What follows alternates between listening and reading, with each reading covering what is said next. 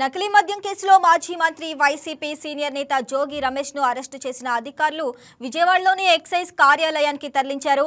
ఇక ప్రస్తుతం ఆయనను కార్యాలయంలోనే విచారిస్తున్నారు. విచారణ అనంతరం మెజిస్ట్రేట్ ముందు హాజరుపరిచే అవకాశం ఉంది. ఇక అంతకు ముందు జోగి రమేష్ ఇంటికి పోలీసులు వచ్చారన్న సమాచారం తెలుసుకున్న వైసీపీ నేతలు కార్యకర్తలు భారీగా చేరుకుని ఆందోళనకు దిగారు.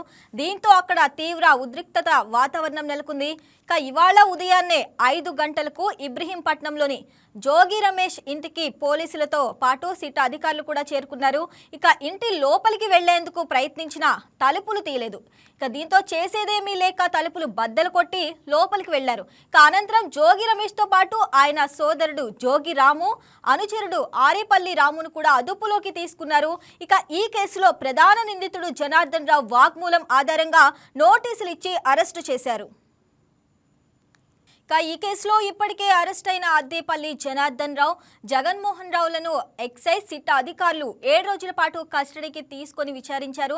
అయితే జోగి రమేష్ ప్రోద్బలంతోనే నకిలీ మద్యం వ్యాపారం ప్రారంభించినట్లు వెల్లడించారు.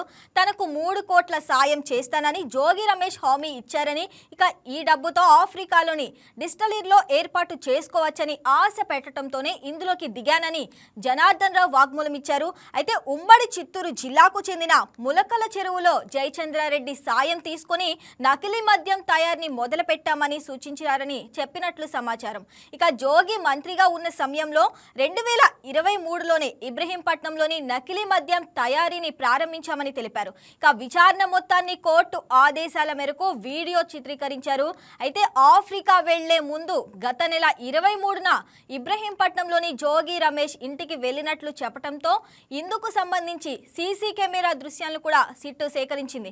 అయితే ఈ కేసులో తనను కావాలని ఇరికిస్తున్నారని, సిబిఐ విచారణ జరపాలని హైకోర్టులో జోగి రమేష్ పిటిషన్ వేశారు.